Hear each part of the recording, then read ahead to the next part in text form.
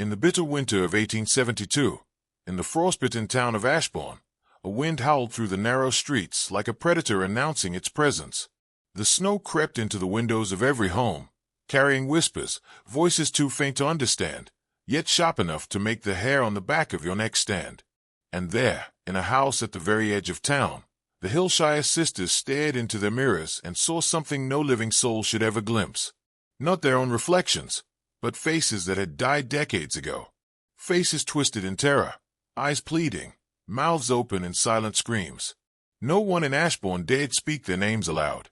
Children trembled when they passed their house. Adults claimed that shadows lingered where they should not have been. But in truth, everyone was watching from a distance, fascinated and terrified at the same time. For the Hillshire sisters were ordinary girls, at least on the surface. The townsfolk had seen them at church, seen them at the market, seen them laughing like any other children. Yet the air around them was thick, charged with an invisible electricity, a sense that they had glimpsed a truth that wouldn't make anyone who dared look too closely. It began innocently enough. Mirrors in their home, antique, cracked, worn with age, seemed to behave oddly. At first, it was small things, an extra shadow where none should be, a fleeting face reflected behind them when no one was present. Their parents dismissed it as imagination, a trick of the winter light. But the girls knew. They were not imagining it. Every night, the mirrors whispered. Every night, they saw the dead staring back. And over time, the sisters began to speak to them. Quietly, reverently, as if they were communing with the long-forgotten, with those who had secrets the living were too afraid to hold. By the end of the year, rumors spread like wildfire. Visitors claimed to hear wailing from within the Hillshire house, cold air rushing through locked doors, and glimpses of figures moving inside the mirrors, even when the house was empty. And still, the sisters carried on, their eyes hollow, their laughter gone, replaced by the soft murmur of names long dead. Now, before we descend further into what cannot be unseen, I want to know, where are you listening to this from? The city, the hour? Write it in the comments below. Let us know who is absorbing this secret, for it will mark the beginning of a journey that will change everything you thought you knew about the living, the dead, and what hides between. Ashbourne in 1873 was a town that seemed to exist on the edge of reality, where fog rolled in from the hills like a living creature and the gas lamps flickered as though struggling to keep darkness at bay. The market buzzed during the day, merchants shouting over the wind, children laughing, the church bells ringing. Yet beneath this ordinary rhythm lay a deeper current, a pulse that those attuned could feel. And the Hillshire house throbbed at the center of it, silent yet alive, as if the very walls were feeding on secrets no one dared speak aloud. People began to whisper about the sisters, but always behind closed doors, never openly. The town's preacher claimed that such visions were the work of the devil, a temptation to lead the pure astray. Doctors shook their heads, muttering about hysteria and imagination, but even they avoided visiting the house after sundown. The local magistrate, a man of reason, avoided it entirely, his nights haunted by dreams of the girl's hollow eyes staring out from mirrors in every room of his home. And the sisters, Clara, the elder, and Lillian, barely 12, remained calm, eerily composed. They seemed to understand truths no one else could grasp, truths that bent the natural world until it no longer obeyed the laws of life and death. Neighbors reported strange occurrences, livestock found dead with no visible wounds, frost spreading across windows in the middle of summer, shadows of figures that walked backward through the streets. Some claimed that the sisters could speak to those who had died, and that the dead, in turn, would answer. Visitors who dared approach the house after dark described hearing names whispered in voices that were not human, voices that carried the weight of centuries. And always, there were the mirrors that did not reflect, the mirrors that showed something else entirely, a darkness beyond life, a secret corridor that only the sisters could traverse. It was then that the town began to divide. Some sought to burn the house down, believing it a nexus of corruption. Others, quiet, desperate souls, stood at a distance, hoping to see what the sisters could see, craving forbidden knowledge they themselves were not prepared to bear. And in this tension, the Hillshire sisters thrived, calm as predators, guiding those who approached too close into revelations they could never return from. And now, for those who feel the weight of what has just begun, and if you feel ready to take the next step and become part of this journey, don't forget to subscribe to the channel. For what lies ahead will be a path into darkness from which the faint of heart cannot retain. Clara Hillshire, 17 by the time the town whispered most loudly, carried herself with a poise that unsettled anyone who looked too long. Her hair, black as the river at midnight, fell in perfect waves, but her eyes betrayed something unnatural, an awareness of life and death simultaneously. Lillian, her younger sister by 3 years, was smaller, fragile-looking, almost delicate, but there was a fire in her gaze, a knowledge that the living were fragile, temporary, and utterly replaceable. Their mother, Eliza, had been a quiet woman, respected yet distant, as if she feared the house itself, as if it had whispered secrets to her that she could not contain. Their father, long deceased, had been a scholar, obsessed with ancient texts and forbidden rituals, leaving behind journals filled with symbols and phrases no sane person could read aloud. The family, though outwardly ordinary, had always been different. Even neighbors who barely knew them spoke of moments that lingered in memory like smoke, strange songs sung in empty rooms, laughter that turned to shrieks when the candlelight flickered, glimpses of the girl staring into mirrors for hours on end. In the dead of winter, Eliza once claimed she saw her daughters converse with someone invisible in the corner of the parlor, their faces pale, voices soft but urgent, as if receiving instructions from beyond the veil. At the time, the townsfolk dismissed it as a mother's imagination, a grief-stricken mind-bending reality. But those who observed carefully could feel it too. The air thickening, a cold that had no source, a presence that watched but did not breathe. There were hints of an older lineage, whispers of the Hillshire's ancestors dabbling in arts that the church had condemned centuries before. Rituals involving mirrors, mirrors that were gateways, mirrors that did not merely reflect, but recorded, imprisoned, even summoned. Clara and Lillian had inherited these gifts, or curses, without understanding them fully. Yet the mirrors responded to them, shifting, bending, showing images that were not of this world. When the girl spoke to the reflections, the voices that answered were not playful. They were commanding, insistent, promising power, knowledge, and dominion, but always at a cost. It was during this time that Clara began keeping a journal of her own, a meticulous account of every face that appeared, every whisper heard, every shadow that moved without reason. Lillian, more intuitive, drew strange sketches, patterns that seemed meaningless until one examined them in the moonlight, and then the lines and symbols appeared to move, to pulse, almost alive. And together, the sisters began to understand. The mirrors did not just show the dead. They could manipulate the living, bend perception, reveal forbidden knowledge. Soon, the ordinary town of Ashbourne would feel the first tremors of this hidden power, a subtle, creeping madness that would claim more than just sanity. It began with small things, things that could be dismissed if one wanted to ignore the truth. A neighbor's cat found lifeless at the edge of the frozen river, its eyes wide in a frozen scream. A blackened frost creeping across the window panes in the height of summer. Whispers in the night, barely audible, carrying names no one had spoken in decades. And then, the disappearances started. Children first, neighbors' sons and daughters who had wandered too close to the Hillshire house on a dare, never to return. At first, the townsfolk refused to connect the dots, convinced that children occasionally vanished in the winter woods, that predators roamed beyond the safety of fences. But the pattern grew impossible to ignore. Reports came in, conflicting and horrifying. One mother swore she saw her son's face in a mirror at the Hillshire house, staring back at her with wide, terrified eyes, lips mouthing words she could not hear. Another claimed to have found a mirror left in the snow outside her home, and when she looked into it, she glimpsed herself aged and broken, as if some future horror had been forced upon her. Even the local physician began to suspect that something unnatural was at work. His records, once mundane, now contained fevered notes, patient trembles when discussing mirrors, eyes hollow, claims they speak, does not eat, does not sleep. He wrote of ailments no medicine could cure, chills in the absence of cold, voices in empty rooms, and shadows that did not belong to any living form. And yet, the Hillshire sisters remained untouched but observing, untouched but growing stronger. They walked among the townsfolk with uncanny calm, drawing in those desperate or foolish enough to peer too closely into the mysteries of the mirrors. Some claimed the sisters smiled in ways that chilled the soul, a curve of the lips that promised understanding and doom in the same breath.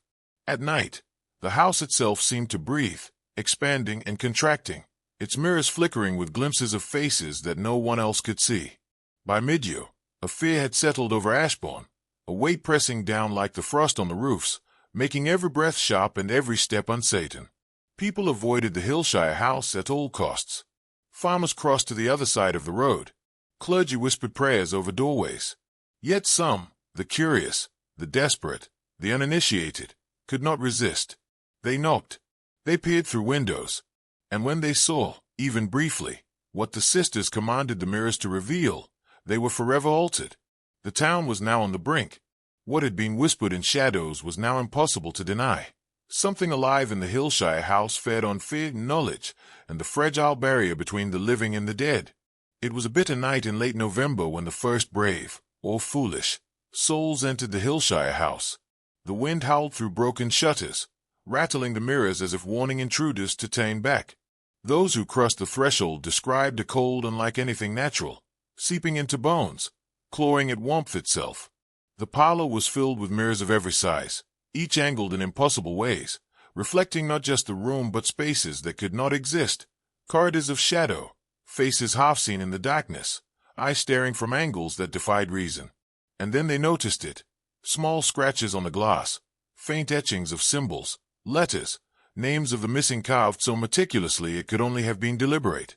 Clara and Lillian stood among the mirrors, motionless, watching, as if they had anticipated this intrusion. Their eyes were pools of cold certainty. The intruders, townsfolk, driven by fear or curiosity, began to feel their own reflections twist and warp. Shadows moved without bodies. Whispers filled the air, chanting names that made the skin crawl and the mind reel. A mirror at the far end of the room, cracked but whole in its reflection, revealed a child, one of the vanished, peering out, lips moving in silent plea. The air thickened with a soundless scream that pressed against the chest of every living person in the room. Panic erupted. The men and women turned to flee, but the mirrors betrayed them. Hallways extended beyond the laws of physics, doors led back to the same chamber, and some found themselves staring at their own deaths reflected in glass that should have shown only their faces. One by one, those who tried to leave felt themselves pulled toward the mirrors, drawn into visions that fractured the mind. Images of ancestors they had never known, moments they had never lived, and futures too terrible to contemplate. Through it all, the sisters remained serene, guiding the terrified crowd with soft words, almost tender. "Look carefully," Clara whispered, "and you will see what others hide." And Lillian added, almost sweetly, "Only when you face what is real can you survive." But the truth was not survival. Survival was impossible for those not chosen. By dawn, the intruders had staggered out, pale, shaking, their minds frayed. They could not speak of all they had seen, nor could they unsee the glimpses of the dead trapped behind the glass. Ashbourne would never be the same. And the Hillshire sisters, they walked among the town the next day as if nothing had happened, the mirrors behind them humming with secrets, waiting for the next to come too close. Soon, the town would realize the dead did not stay in graves. They were in mirrors. They were in shadows. And some, most terrifyingly, could speak through the living. When word of the Hillshire house spread beyond Ashbourne, the magistrate felt compelled to act. Scholars, doctors, and clergy were summoned. A council of reason and faith met to confront what the town whispered about in Fay. They arrived in the dead of winter, boots crunching on ice, candles trembling. In the wind, their hearts uncertain even before they crossed the threshold. They did not know that this night would not be one of investigation, but of confrontation with a reality their minds were unprepared to endure. The first step was to examine the mirrors. Every one was polished, pristine, yet each reflected something impossible. A doctor pointed at a small glass, muttering, "It's a trick of light, of perception." But the shadow that moved behind it was undeniably human, and it mimicked no one in the room. The priests prayed, voices low and trembling, but their prayers were swallowed by a soundless chorus of moans and whispers, filling the whole with voices older than the town itself. And then the council witnessed the impossible. The mirrors did not just show the dead, they spoke through them. Lips moved in silent conversation, eyes pleaded, shadows beckoned, and the sisters guided them, serene, inhuman, as if orchestrating a symphony of the impossible. Attempts to destroy the mirrors failed. Axes shattered glass, yet the reflection remained unbroken, the dead still visible. Candles set fire to frames, and the flames curved unnaturally, refusing to touch certain surfaces, casting shadows that moved against the natural flow of light. Panic spread among the council. Some fled screaming, clutching their faces, whispering of madness seeping from the mirrors into their very minds. Others, obsessed, could not leave, drawn closer to the mirrors, their eyes hollowing as if the sisters had reached into their souls and pried something out, something essential, something terrifying. By morning, the Hillshire house had proven impenetrable to reason, resistant to faith, and immune to brute force. The council left, but they carried fear like a disease. Some swore they had heard their own names called from beyond the mirrors. Some claimed they had glimpsed deaths yet to come, and all agreed on one thing: the sisters were not children. Not entirely. Something older, deeper, and unrelenting resided in them, and it was feeding on the town's ignorance, on its desperation, on its fragile sense of reality. Ashbourne now trembled under a new understanding. The ordinary structures of law, faith, and science could not touch what existed behind those mirrors. And those who had stared too long at the glass found themselves changed, their dreams invaded, their perception of life and death forever warped.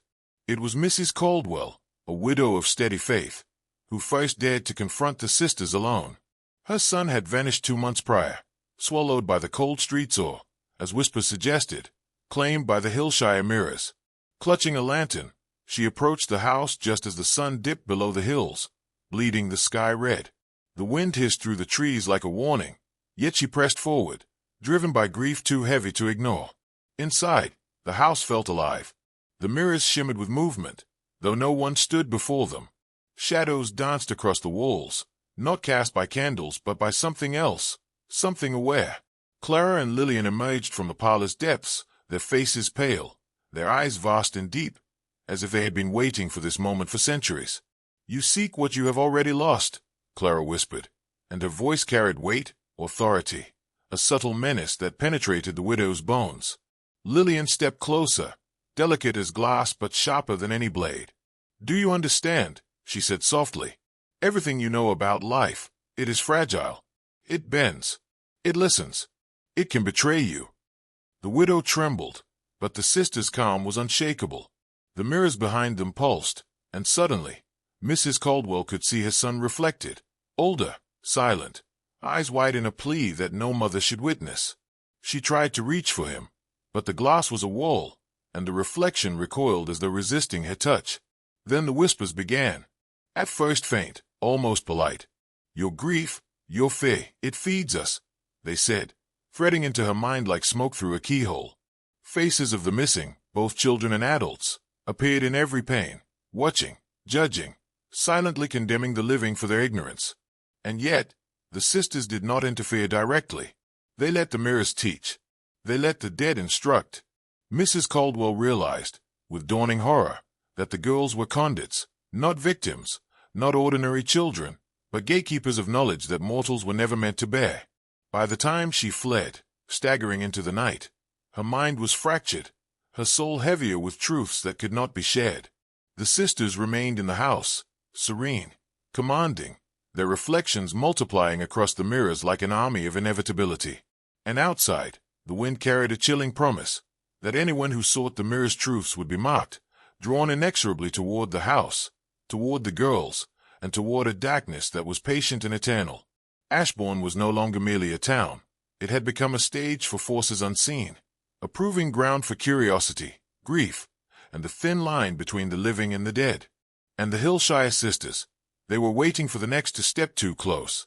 By early spring, Ashbourne had begun to fracture. Fear had seeped into every corner of the town like water through cracks in stone. Mothers kept their children close, locking doors that no key could truly secure. Farmers abandoned fields at dusk, leaving crops to rot rather than risk venturing past the Hillshire property. And the rumors grew faster than the wind. Some claimed the sisters could summon the dead to walk outside the mirrors, that shadows detached from bodies, and footsteps echoed in empty streets. Others whispered that those who stared too long into a mirror were never truly alive again, that a part of their soul was trapped behind the glass, staring eternally into nothing. The town council, a group of men who had once believed in law and order, found themselves powerless. They attempted to legislate against curiosity, forbade anyone from approaching the Hillshire house, and posted guards who quickly abandoned their posts, retreating in terror after hearing voices that no living creature could produce. The church held midnight vigils, praying for the girl's salvation, yet the candles bent away from mirrors, the flames bowing as though acknowledging authority greater than God or man. Even the magistrate, a figure of cold pragmatism, confessed privately that the town had been swallowed by something beyond human understanding. Strange occurrences became daily life. A baker reported seeing his late wife's face in the display mirror, beckoning him toward death. Children drew pictures of figures appearing behind glass panes in their homes, unaware that they were sketching the same shapes the sisters commanded. Livestock vanished, doors slammed without wind, and the fog that rolled through the town at night was heavier, thicker, suffused with whispers. And yet, amidst this chaos, the Hillshire sisters moved like shadows among the townsfolk, untouched, observing, guiding. Their faces were calm, their hands empty, yet the mirrors bent to their will. Visitors who sought answers found themselves lost in endless corridors of reflection, mirrors duplicating hallways into infinity. Some emerged days later, pale, silent, and altered, never speaking of what they had seen, yet carrying a knowledge that weighed them down like lead in the chest. Ashbourne was no longer merely a place of people. It had become a chamber of secrets, a liminal space between reality and something far darker. The mirrors were more than glass, they were windows, and the sisters were the keepers. And as their influence spread, one undeniable truth became clear. Once you looked into their mirrors, even briefly, the world you thought you knew would never look the same again. By midsummer, the fear in Ashbourne had become tangible, almost like a living entity that clung to the skin. People spoke in hushed tones of what they had seen, neighbors who had vanished, only for their belongings to be found neatly arranged in the Hillshire house. Shoes lined up in impossible symmetry, chairs pulled out as if someone had just left. And the mirrors, they began to leave evidence of their own. Strange scratches appeared overnight, forming symbols no scholar could decipher. Faces flickered in the glass for those who dared approach, each one more desperate, more pleading, than the last. The town's authorities, once confident in the power of law and reason, had begun to fracture. A team of clerics and magistrates entered the house together, hoping to document evidence, to confront the sisters, to claim control over what they could not understand. But the moment they crossed the threshold, something shifted. The mirrors multiplied, corridors extended into impossible geometries, and the shadows moved independently of their owners. One by one, the men felt themselves drawn to the glass, unable to resist the hypnotic pull. Some tried to turn away, but it was as if the house itself gripped their minds, feeding on their fear and curiosity. Artifacts began appearing throughout the town. A mirror shard found in the snow reflected a man who had been missing for weeks. A child discovered a polished pane under her bed that showed a grandmother long dead, mouthing secrets that chilled her blood. And every time someone tried to destroy the glass, it resisted, splintering, yet whole, reflecting back not only the room but their own terror, magnified 100-fold. The sisters watched it all, serene, composed, almost untouchable. Clara would tilt her head slightly, and the reflections in the mirrors would obey her, twisting to reveal hidden truths no one else was meant to see. Lillian would smile faintly, and suddenly, a missing person would appear, just for a moment, in the glass, as if to taunt the living with their impotence. It was clear. This was no mere childhood curiosity. This was power, immense, calculated, absolute. Ashbourne itself had become a cage, a labyrinth of fear, where the ordinary rules of life, death, and reality no longer applied. The townsfolk understood, with a creeping, undeniable certainty, that they were spectators to something far older and more intelligent than themselves. And the Hillshire sisters, untouched, moved at the center of it all, holding the key to knowledge the world had been forbidden to know. It was on a moonless night that the first group of townsfolk dared to enter the Hillshire house together, armed with candles, lanterns, and the fragile courage of desperation. They had heard the whispers, the rumors, and believed they could face the sisters' power as a collective. But the moment they crossed the threshold, the house shifted. Hallways stretched impossibly, doors led to rooms that should not exist, and the mirrors multiplied, reflecting not the intruders, but the people they had been, the people they feared becoming, and those who were already lost. The air was cold, unnaturally cold, pressing on lungs and minds alike. Shadows moved independently of any candle, flickering and twisting, forming shapes that whispered names no one had spoken aloud for decades. And then they saw it, beyond the largest mirror, a hidden chamber, dimly lit, its walls lined with the reflections of dozens of missing townsfolk. Some were small, some adult, all frozen in silent terror. Their eyes moved, pleading silently, and the intruders realized with horror that these were not mere images. The mirrors had trapped them, a bridge between life and death, a purgatory crafted by the sister's unseen hand. Clara stepped forward, her expression calm, commanding, as if she were the conductor of this nightmarish orchestra. Lillian followed, her gaze piercing each intruder, measuring their fear, their willingness to see, their capacity to survive. "Look closely," Clara said softly, "and understand what the world hides. The living are fragile, but the dead, they endure." And when she gestured toward a mirror, the reflection shifted to reveal not only the missing, but scenes of horrors the townsfolk had only dared whisper about, rituals, ancient symbols, secrets hidden by history itself. The intruders' minds began to fray.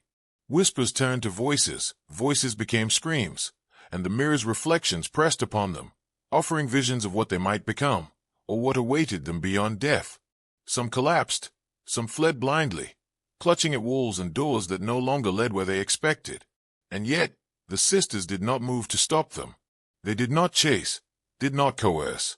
The house itself did that, bending reality, breaking perception, showing truths the living were never meant to witness. By dawn, those who remained outside could hear faint murmurs from within, prayers, curses, laughter, screams, all mingled in a sound that defied comprehension. Ashbourne itself trembled, aware, alive, and powerless. The Hillshire sisters had proven one undeniable truth. Mirrors were no longer mere reflections. They were windows, prisons, and weapons, and anyone who dared look too long would never emerge unchanged. By morning, Ashbourne was silent in a way that felt unnatural, heavy with dread. Doors remained locked, streets deserted, and the air carried a chill that had nothing to do with the season. Those who had witnessed the Hillshire mirrors, or survived them, spoke little, their eyes hollow, their words fragmented, as if recounting the events would summon them back into the house. The whispers began to spread like a plague. Families spoke in corners, neighbors avoided one another's gaze, and the simplest mention of mirrors made hands tremble. The magistrate attempted to assert control, calling for councils, for scholars, for anyone who might offer reason. But reason had fled. The doctors who had entered the house recorded phenomena that could not exist, reflections showing events before they occurred, shadows moving against the laws of physics, voices of the dead repeating secrets no living human should hear. Clergy who prayed in earnest found their faith strained beyond comprehension, as if the mirrors mocked their devotion, showing sins and transgressions that had never been confessed. Reports of altered townsfolk multiplied. People stared into ordinary mirrors in their own homes, seeing glimpses of faces that were not theirs, names being whispered they did not recognize, and futures of terror. Dreams became battlegrounds, replaying the horrors of the Hillshire house, feeding an obsession no one could resist. The sisters' influence had spread beyond their walls. Ashbourne was no longer a town. It was a liminal space between life and something darker, and the mirrors were the arteries through which the unnatural flowed. Merchants began to lock their shops early. Children were forbidden near the streets at dusk. Some fled entirely, abandoning home and hearth. But those who stayed felt an invisible tension pressing upon the town, a sense that the Hillshire sisters could see, hear, and influence everything. And in truth, they could. Every reflection, every shadow, every surface of glass pulsed with a presence, waiting for the next soul willing, or foolish, enough to stare. By the end of the week, Ashbourne understood a terrifying truth. No law could contain the sisters, no prayers could command them, and no force of reason could undo what the mirrors had revealed. Those who dared to speak too loudly vanished, their homes left untouched, the mirrors showing only emptiness, a silence far more terrifying than the screams they had heard. The town trembled on the edge of comprehension, and somewhere in the Hillshire house, Clara and Lillian observed it all, serene and calculating. Ashbourne was theirs, not by ownership, but by understanding, a truth no human mind was ready to bear. Nightfall brought the Hillshire sisters into a world no one else could enter. While Ashbourne slept under blankets of fear, Clara and Lillian moved through the mirrors as though walking through corridors of a hidden city. Behind the glass, the dead waited. They were not the kind of spirits that fade with time. These were persistent, aware, demanding, each holding secrets that had been buried for centuries, truths that could shatter reason itself if spoken aloud. The sisters did not merely observe, they conversed. Their voices were soft, almost reverent, carrying an authority that bent the unseen to their will. Names were exchanged. Memories were sifted. The dead revealed things they had never told the living, betrayals, conspiracies, lies so deep they had been erased from history. And the sisters absorbed it all. They drank knowledge like wine, each revelation sharpening their control, each secret adding weight to their growing power. The mirrors themselves responded, pulsing faintly, almost breathing, as if alive. Shadows gathered at the edges of the glass, flickering in time with the whispers. When the sisters gestured, the reflections obeyed, forming patterns, symbols, and shapes that no human hand could replicate. Lillian sketched them with charcoal in a notebook, and the lines shifted as she drew, moving like living ink. Clara recited names, and the mirrors trembled, projecting faces of the missing, some pleading, some accusatory, some smiling with a knowing malevolence. Outside the house, Ashbourne was oblivious but changed. The town had entered a liminal state, a place where mirrors reflected not truth, but the potential for madness. Those who dared look into even a simple window at night saw glimpses of things that should not exist. Shadows reached further than physics allowed. Whispers threaded through the air, reaching ears that were awake and asleep alike. Fear was no longer just emotion. It had become a tangible, manipulable force, feeding the sisters' power. And yet, for all the horror, the sisters did not act with cruelty for its own sake. Every interaction, every reflection, every whispered secret was deliberate. They were teaching, selecting, judging, initiating. They were demonstrating that the world was far larger, far darker, and far more controlled than anyone could imagine. To look into the mirrors was to glimpse the machinery beneath life itself, and those who stared too long risked becoming part of it. Ashbourne could no longer be considered safe. The Hillshire sisters had become more than children. They were conduits, gatekeepers, and architects of forbidden truths. And the dead, they were listening. By the following month, the Hillshire sisters' influence extended beyond whispers and reflections. They began to experiment, testing the limits of fear and obedience. A farmer who had dared to approach the house at dusk found himself compelled to return every night, compelled not by threat, but by something deeper, something subtle, the mirror's pull, amplified by the sisters' presence. He would stand before the glass, staring into faces he did not recognize, whispering names he had never heard, as if he had always known them. And when he returned home, he carried the tension of the dead with him, shadows of knowledge pressing against his thoughts, reshaping him. A mother, desperate to find a missing child, was led by the sister's subtle commands to confront her own reflection. The mirror showed her not her child, but herself, aged, hollow, a warning of what could become of anyone who sought truth unprepared. When she stepped back, she found her mind changed, her will no longer entirely her own. She spoke in whispers, repeating the girl's phrases without understanding, passing fragments of forbidden knowledge to neighbors who had once been cautious. Even the town council, the magistrate, and the clergy began to feel invisible strings guiding their actions.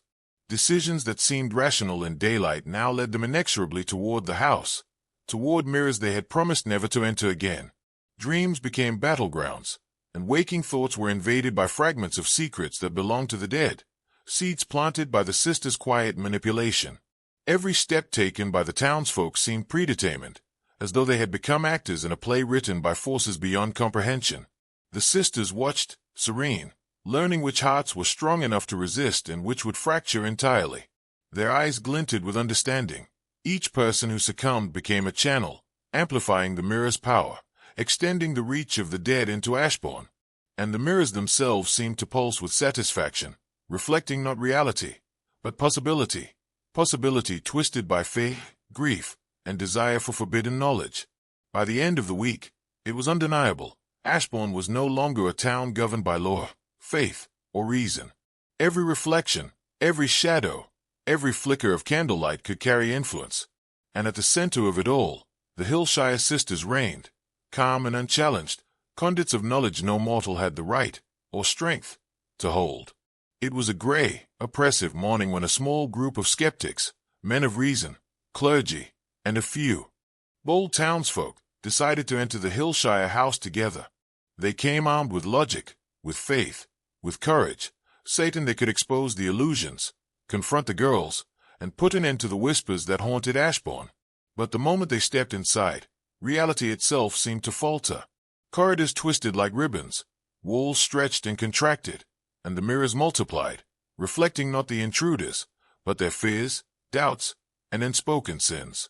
One man, a priest, found himself staring into a mirror that did not reflect his body but instead displayed every transgression he had committed in secret. The weight of it pressed against him, crushing his confidence, bending his will.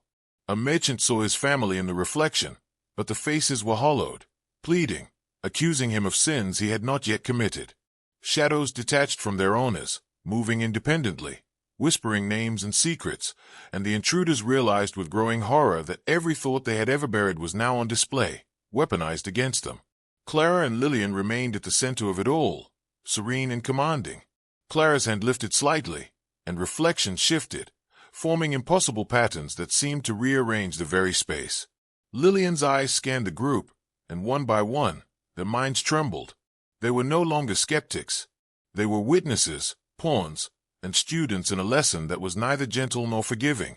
Every mirror became a teacher, and every reflection revealed a truth that was too heavy, too precise, too deliberate. The longer they remained, the more they felt their identities unravel. Conversations they had held, decisions they had made, and even their very perception of time became distorted. Some tried to flee, but doors led back to the same hallways, shadows blocked their path, and whispers taunted them with promises they could not resist. A man screamed, only to see his voice reflected back, multiplied infinitely, until it no longer sounded like a human sound but the chorus of countless lost souls. By the time the survivors staggered out, trembling and silent, Ashbourne itself seemed changed.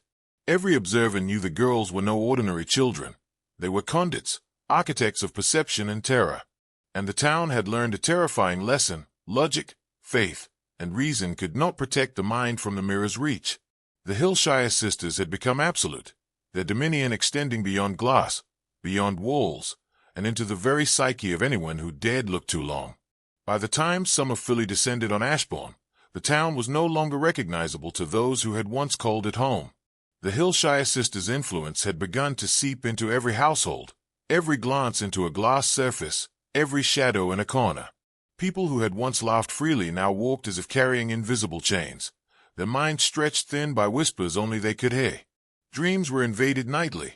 Thoughts were no longer private. And worst of all, the mirrors had begun to leave permanent marks. A blacksmith, once proud and robust, now trembled at the reflection of his own hammer.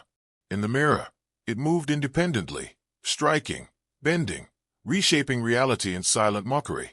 He spoke to no one of it, fearing he would be declared insane, but the truth gnawed at him, pulling him closer to the Hillshire house each night.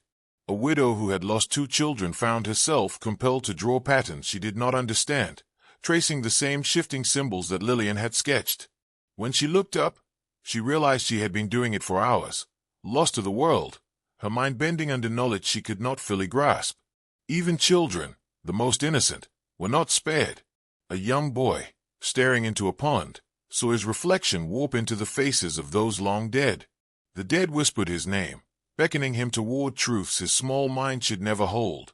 By the end of the week, he no longer spoke of friends or school, only of faces in glass, of voices from beyond, and of the Hillshire sisters, who seemed always to know what he had seen.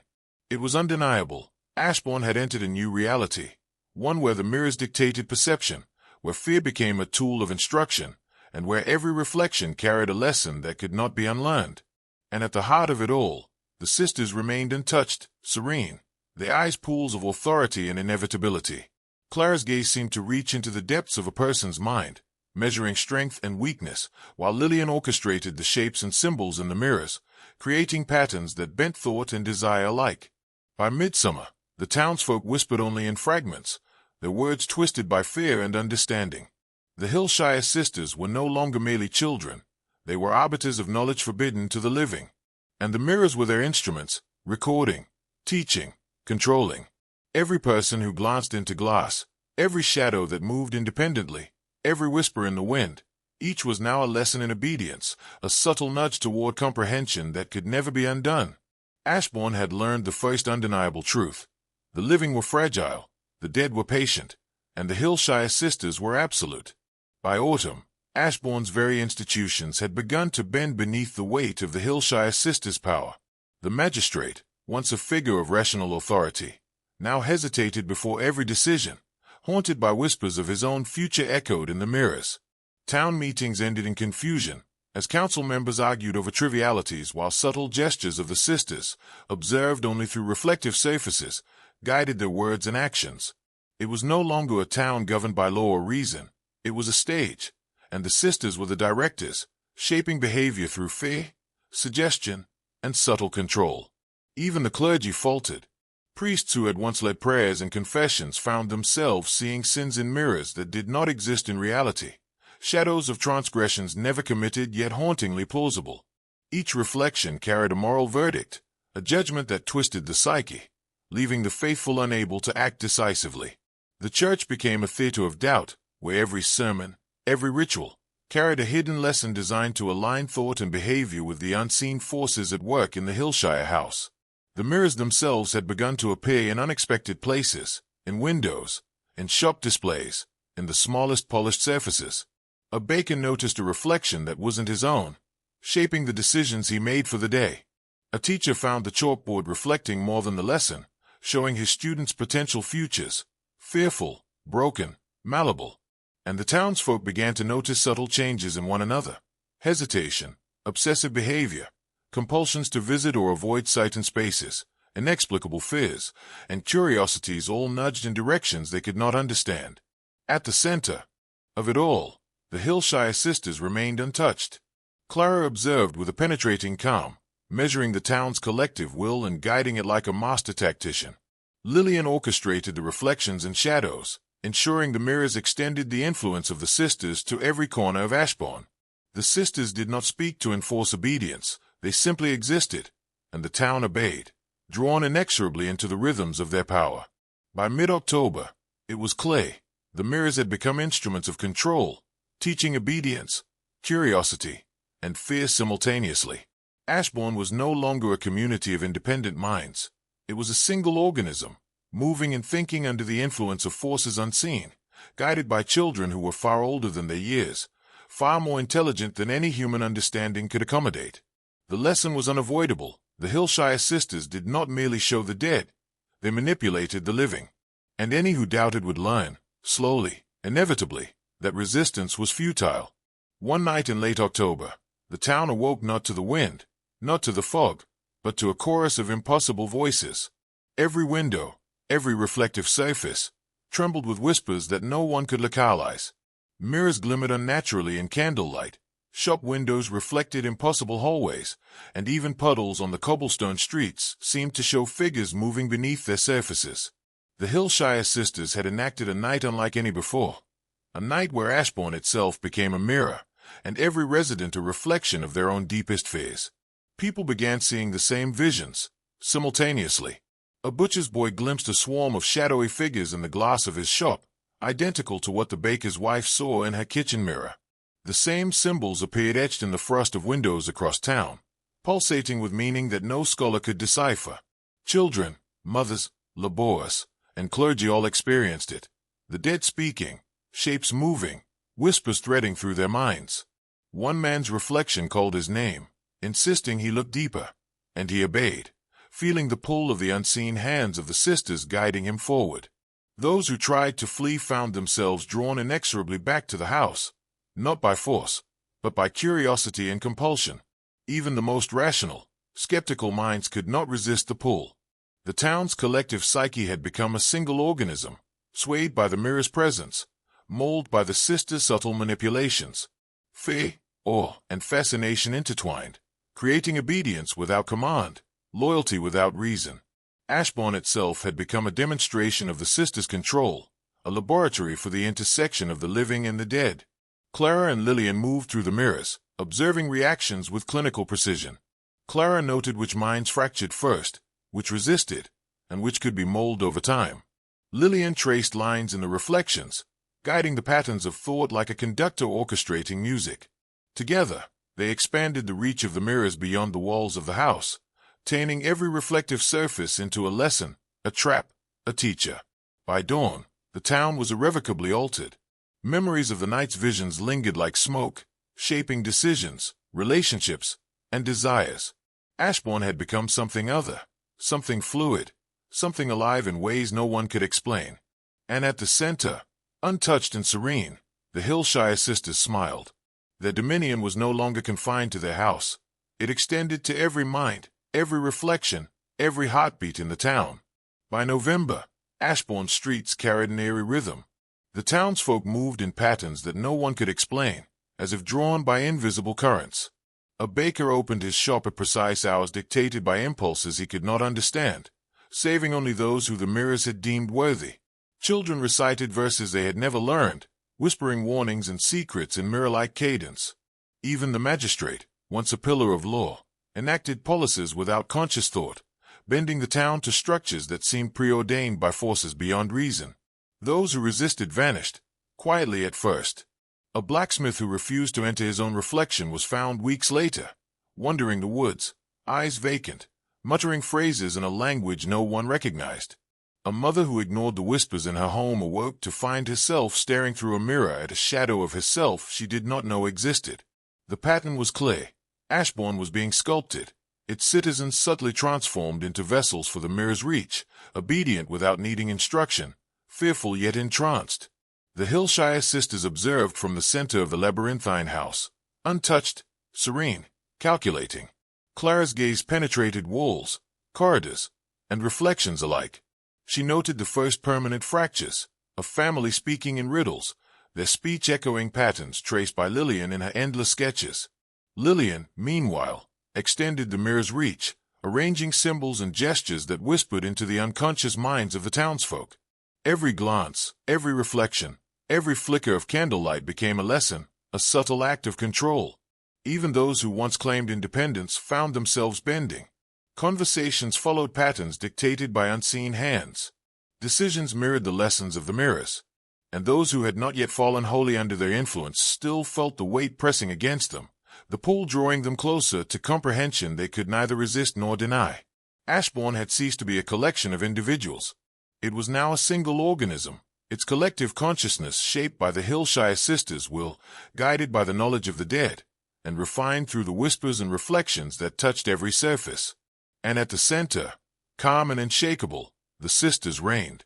They were no longer children. They were arbiters of fear, of knowledge, of obedience. And any who dared challenge them, or looked too deeply, would find themselves irrevocably changed. The town trembled under a simple, inescapable truth. The mirrors did not merely reflect reality. They remade it. And the Hillshire sisters held the keys. It began subtly, in the dead of night, when the mirrors pulsed with a rhythm no one alive could hear, a vibration that only the sisters could perceive.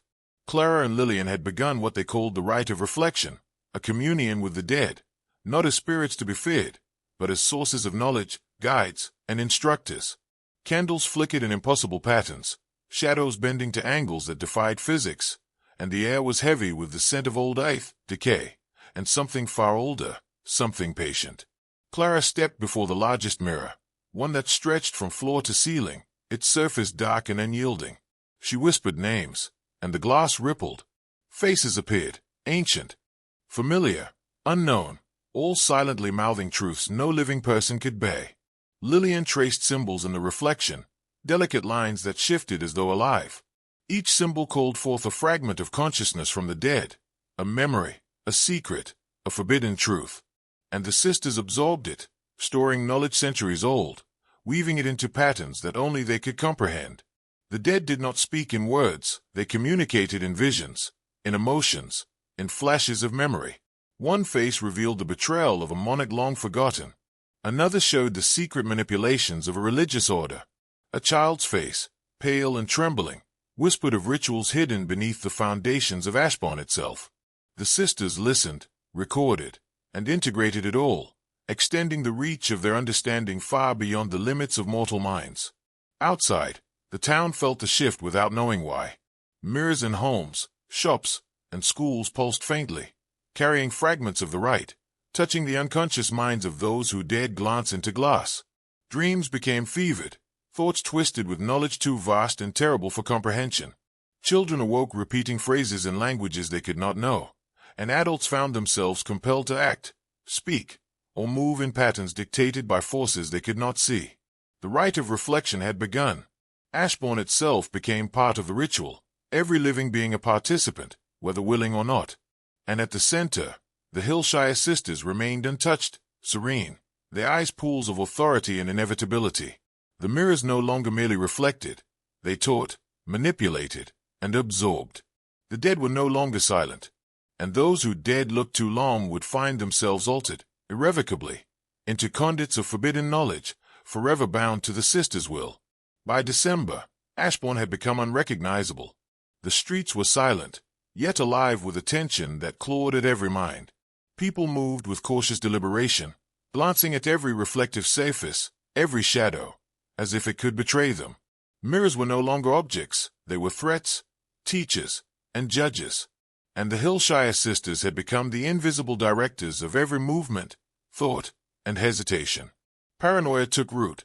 Neighbors whispered about people they once knew, claiming they had changed in ways impossible to explain. Some spoke of seeing loved ones in mirrors, trapped behind glass, mouthing warnings no one could understand. Others reported that reflections moved independently, anticipating actions before they occurred. Families turned on each other, afraid that anyone might be a conduit of the sisters' influence. Ashbourne was fracturing not through violence, but through fear, the most potent weapon the sisters had yet wielded. Tragedies began to occur. A boy, drawn to a mirror in the town square, vanished in a moment, leaving only a faint ripple on the glass as a memory of his existence. A man collapsed while staring into a shop window, his mind irreversibly fractured by the visions reflected back at him. Even those who had thought themselves resistant found cracks forming in their perception, subtle at first, hesitations, obsessive behaviors, whispered words they did not consciously choose. Every mirror had become a test, a trap, a vector of transformation. The sisters observed everything from the Hillshire house, serene, precise, calculating. Clara would tilt her head slightly, and reflections across the town would shift in response, influencing behavior, planting fear, and teaching obedience without ever lifting a hand. Lillian traced symbols and patterns in the mirrors, invisible to the untrained eye, yet shaping the unconscious minds of all who glimpsed glass. The town itself was now part of a ritual, a living experiment in manipulation, knowledge, and control. Ashbourne had ceased to be a town. It was now an organism of fear, reflection, and obedience, guided by children who were anything but ordinary. The living no longer determined their actions, the mirrors did, and those who glanced too long, who dared to seek the forbidden knowledge behind the sisters' eyes, became part of the system, channels for its growing power. By nightfall, the truth was undeniable. The Hillshire sisters were absolute. Ashbourne was their domain, and the mirrors were no longer passive. They were conduits of inevitability, ensuring that every mind, every soul, would either bend or break. A small faction of townsfolk, driven by desperation and a flicker of courage, decided they could no longer remain passive. Led by the magistrate, the priest, and a few of the strongest-willed citizens, they gathered torches, tools, and whatever knowledge they could muster to confront the Hillshire sisters directly. Their plan was simple, foolishly simple: enter the house, destroy the mirrors, and reclaim their town from the suffocating grasp of fear. As they approached the house at dusk, the air thickened. Frost formed patterns on the windows that were not natural, twisting into symbols that seemed to pulse in time with the group's heartbeat. Shadows shifted independently, creating illusions of obstacles that weren't there. Yet the townsfolk pressed on, driven by a mixture of desperation, anger, and a need to reclaim control over their fractured reality. The moment they crossed the threshold, the sisters appeared. Clara's calm gaze assessed them, piercing through the group's confidence, dissecting fear and determination with ease. Lillian's hand lifted toward the mirrors, and the surfaces began to ripple. The intruders saw not their own reflections, but the reflections of everyone who had ever entered the house and vanished. They saw futures, possible deaths, and truths so dark they could not comprehend them without trembling. Attempts to destroy the mirrors were met with impossible resistance.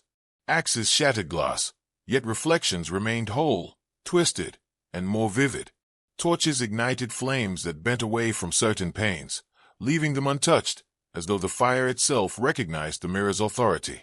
Voices emerged from the reflections, whispering secrets, taunting, seducing, and condemning.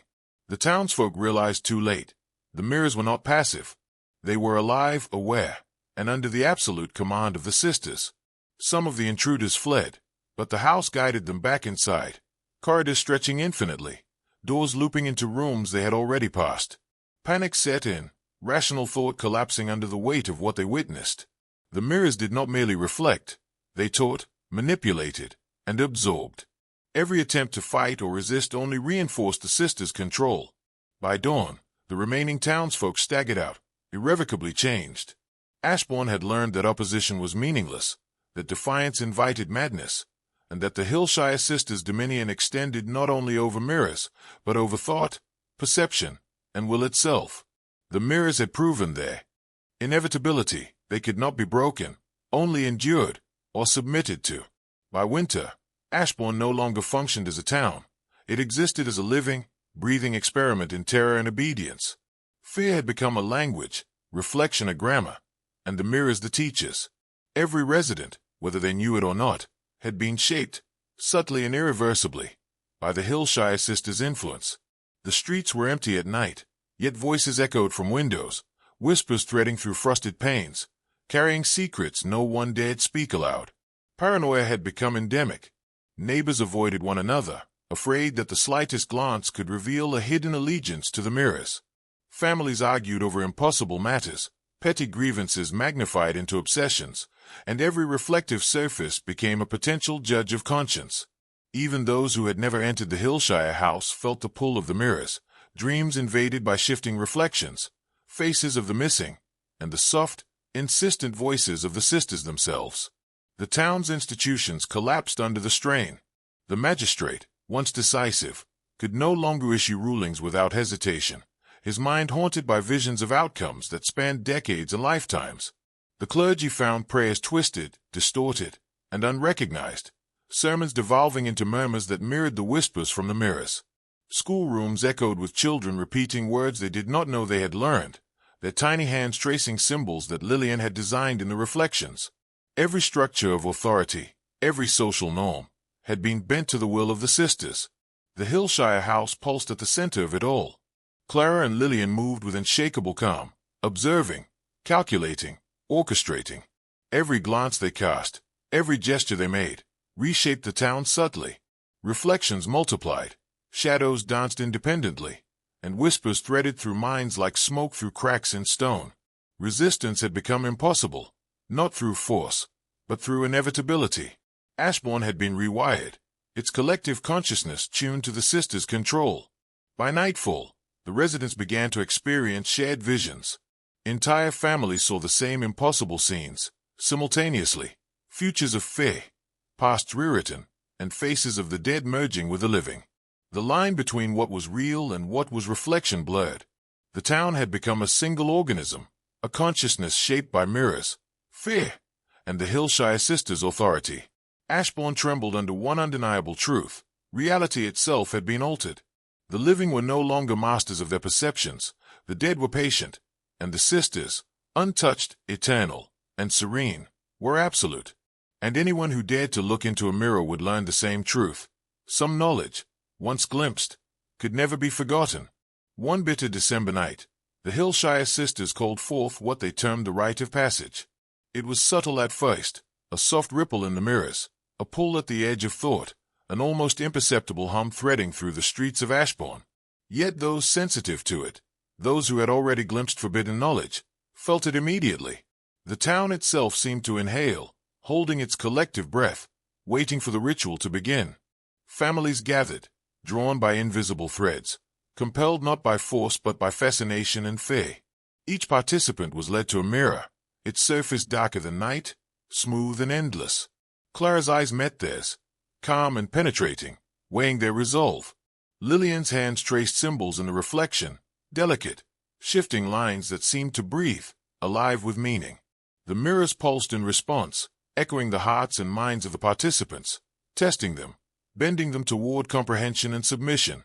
One by one, the townsfolk approached. Those who resisted trembled, felt nausea, heard whispers that no human ear could endure. Those who embraced the mirrors were rewarded with vision, knowledge, and understanding beyond mortal capacity. But the price was subtle yet absolute. Minds were altered, memories rearranged, desires reshaped.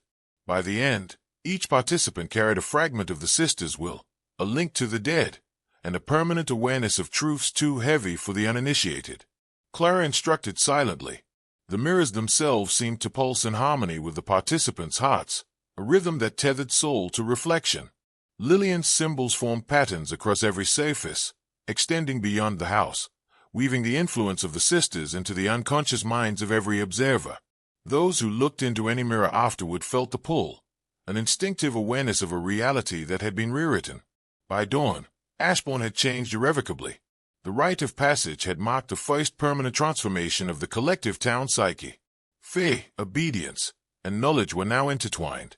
The mirrors were no longer just windows, they were conduits of the sisters' authority, extending their reach into thought, perception, and action.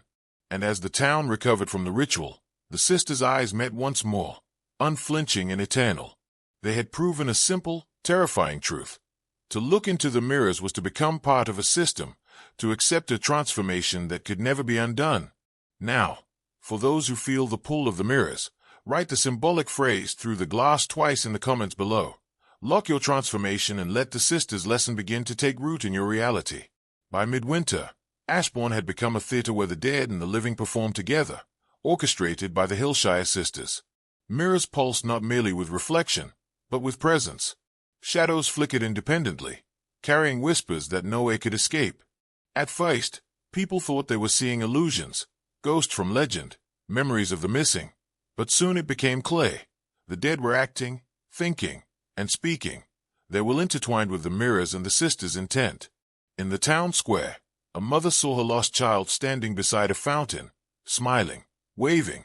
But as she approached, the child's reflection in the puddle twisted, eyes hollow, mouth moving in silent warning. A merchant saw ancestors he had never known staring at him from shop windows, mouthing names, recounting sins, revealing secrets that should have been buried. Panic spread, yet people could not look away. Compulsion had replaced reason, fascination had replaced fear. The living were drawn into these visions, compelled to participate, to acknowledge, and, unknowingly, to obey. Clara observed silently, her gaze piercing every mind, every thought, every flicker of comprehension. Lillian traced patterns and reflections, each line guiding the dead's influence, expanding the ritual of observation across Ashbourne. The sisters did not speak, but their will resonated through the town, subtle yet absolute. Every reflection, every shadow, became an instrument of control, teaching obedience and insight simultaneously. The hallucinations grew more elaborate, more terrifying. Groups of people saw the same visions, shared the same impossible moments, a missing child reaching toward a reflection that screamed back, a soldier from decades past issuing commands, a priest reliving a forgotten betrayal in endless repetition. Reality fractured, perception became fluid. The line between the living and the dead blurred until the town itself could no longer distinguish one from the other. By nightfall, Ashbourne had fully surrendered. Minds were altered, memories were rewritten. The mirrors had transformed from passive surfaces to living conduits, channeling knowledge, fear, and obedience. The sisters' power, once contained within the Hillshire house, now flowed through the entire town. Every reflective surface, every shadow, every flicker of movement carried fragments of their control, fragments of the dead, fragments of inevitability.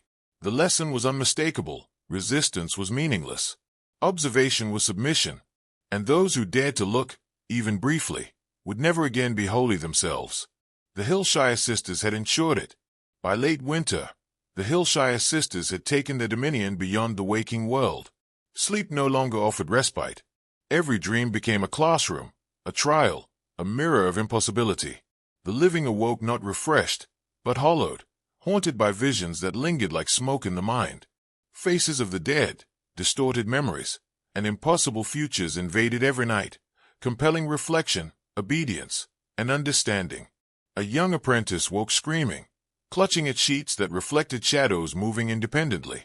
His dreams had shown him the fate of Ashbourne itself, a tapestry of despair and control, woven by the sister's unseen hands.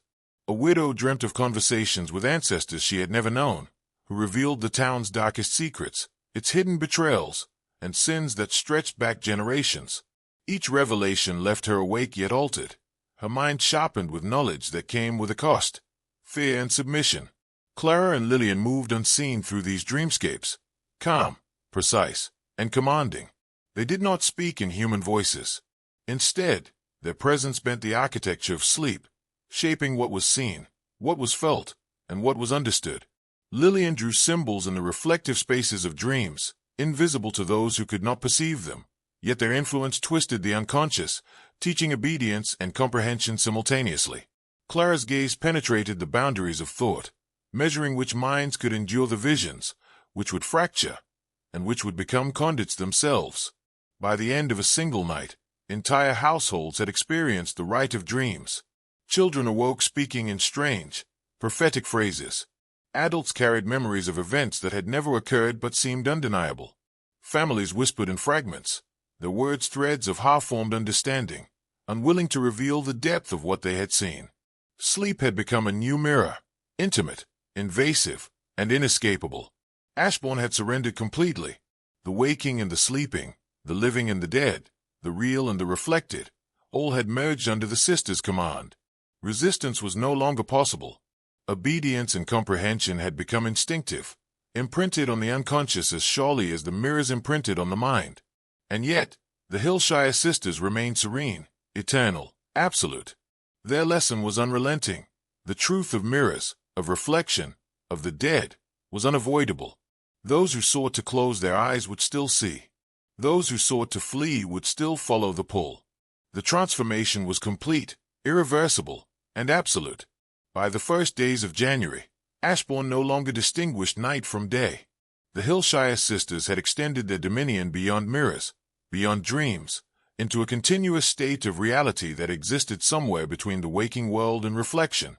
Residents awoke to shadows moving independently, whispers threading through their thoughts, and mirrors showing events that had yet to happen, or had already happened in secret timelines unknown to them. Sleep offered no escape, waking provided no clarity. Entire families experienced visions simultaneously. A mother, a child, and a father all saw the same impossible scene in different reflective surfaces. The Hillshire house rising above the town, infinite and twisting, windows glowing with faces that spoke secrets in unison. The streets themselves seemed to respond, shadows bending to echo the visions, echoing the pulse of the sisters' will. People began speaking in unison, repeating phrases they did not consciously know, acting as extensions of the sisters' designs. Obedience had become instinctive, yet terrifyingly automatic. Clara moved through the mirrors like a spectre made of clarity and authority. Her gaze penetrated even the most fragmented minds, measuring vulnerability, curiosity, and the potential for submission. Lillian extended the language of symbols, inscribing invisible codes across reflections, shadows, and even the frost on windows. Each mark whispered instructions to the unconscious, teaching obedience, revealing forbidden truths, and bending reality in ways no living mind could resist. Paranoia reached its peak. Even those who had once resisted or attempted to flee found themselves simultaneously awake and dreaming, conscious and hallucinating, unable to tell which reality was true. The town's social fabric unraveled entirely. Families distrusted each other, friendships fractured, and every glance at a reflective surface became a test of will. To look was to learn, to obey, to change. And yet, none could look away. By midday, the Hillshire sisters had achieved something no human force could have imagined. Ashbourne had become a single organism, a collective consciousness held in balance between life, reflection, and the dead. Resistance was meaningless. Every action, every thought, every heartbeat belonged, in some measure, to the sisters. The lesson was absolute. The living were now inseparable from the reflected, the past, and the unseen. Reality itself had been rewritten, and anyone who had once dared to defy the mirrors now carried the echoes of inevitability in their bones. By mid-January, The influence of the Hillshire sisters was no longer confined to mind and perception. It began to manifest physically, subtly at first, then with growing inevitability.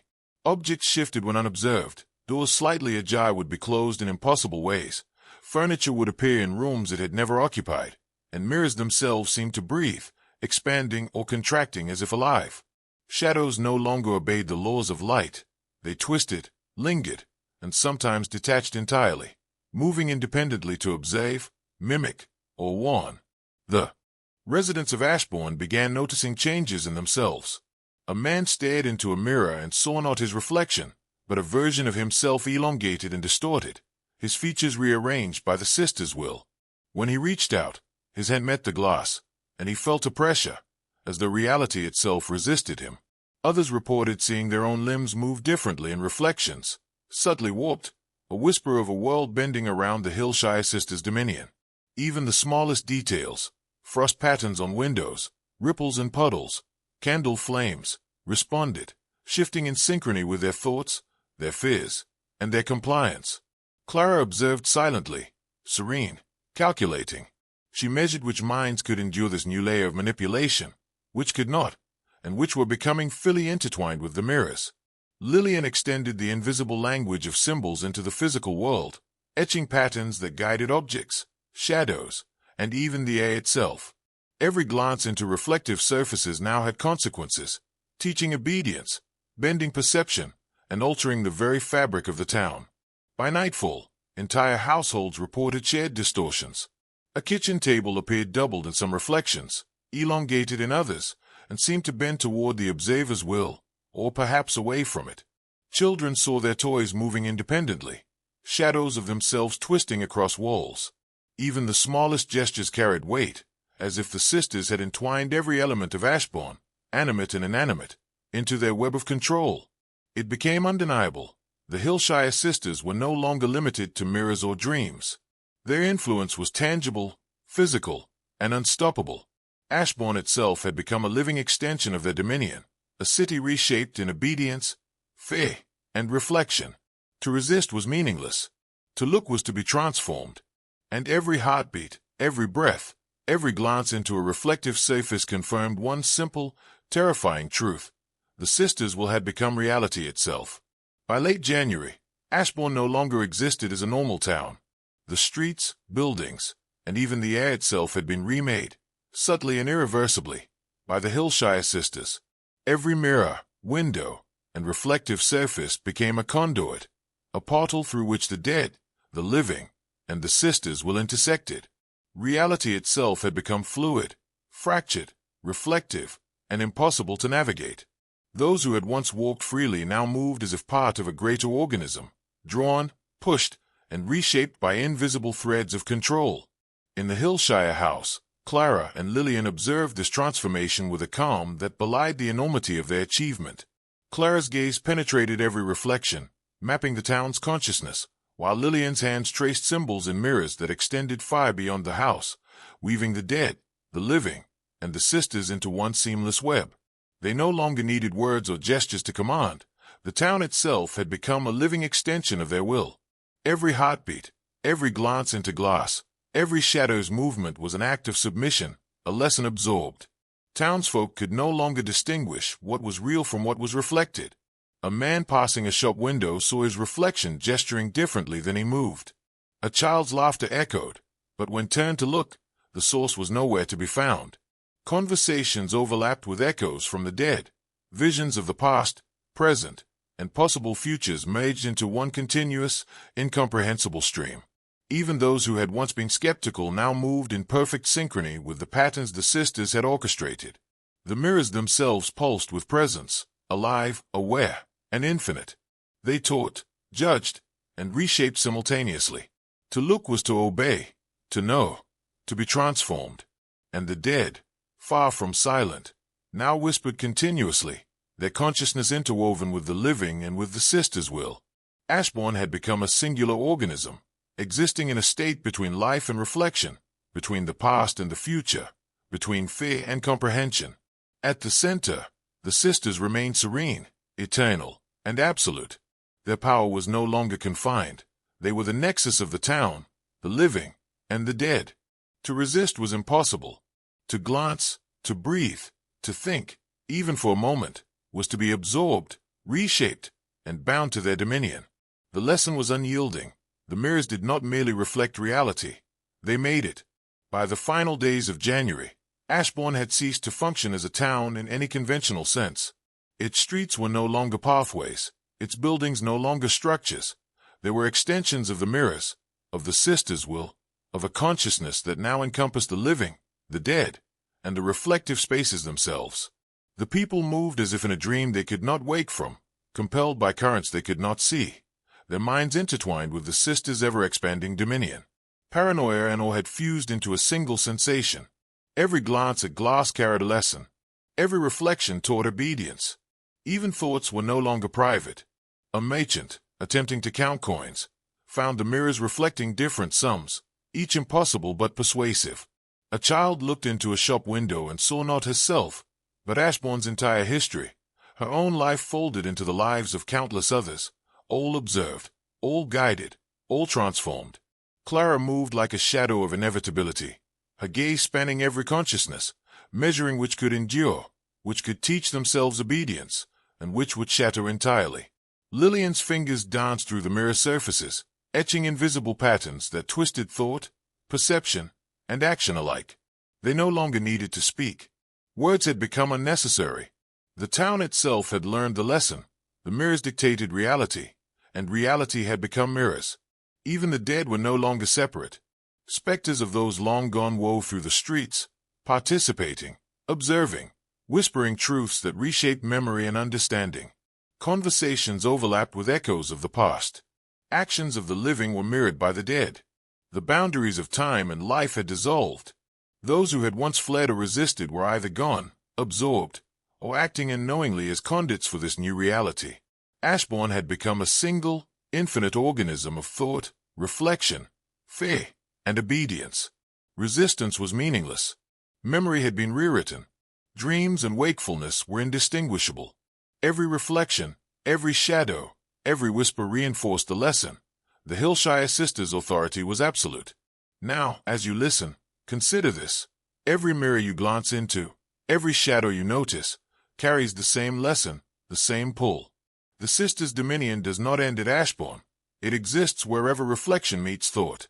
And those who dare to acknowledge it are already part of the system, channels for its inevitable, transformative power. Ashbourne still exists, yet it does not. The town is both gone and eternal, a consciousness woven from the living, the dead, and the mirrors that record and reshape them. Streets, houses, even the air is imprinted with lessons too terrible and magnificent for ordinary comprehension. The Hillshire Sisters remain at the center of it all, untouched by time, untouched by fear, eternal arbiters of knowledge, control, and inevitability. Look into a mirror now. Do you see yourself, or a version shaped by forces you cannot perceive? Every reflection carries fragments of Ashbourne, whispers of the dead, and a lesson in obedience. Every shadow moves with intention. Every fleeting glimpse of light contains a message you are only beginning to understand. The mirrors are no longer passive surfaces. They are teachers, judges, and conspirators. They are conduits of truth forbidden to the ordinary, instruments of comprehension too vast for the human mind to endure. Those who once resisted Ashbourne's pull are gone, absorbed into the living reflection of the Sisters' dominion. The rest have learned, slowly and irrevocably, that knowledge comes with a price: obedience, fear, fascination, and transformation. Every thought, every glance, every heartbeat is no longer entirely your own. It resonates with the echo of Ashbourne, with the rhythm of the dead, and with the will of the Hillshire Sisters. And yet, the lesson is simple, brutal, and inescapable. Some truths, once seen, can never be forgotten. The living and the dead are bound, the mirrors do not lie, and the Sisters' authority is absolute. To look is to learn. To learn is to be transformed. And once you understand, once you truly see the pattern weaving through the world, you can never return to ignorance. The Hillshire Sisters are waiting, in every reflection, in every shadow, in the silence between your thoughts. They are the measure of inevitability, the arbiters of forbidden knowledge. And Ashbourne, the town, the consciousness, the lesson, lives in you now, whether you resist or embrace it.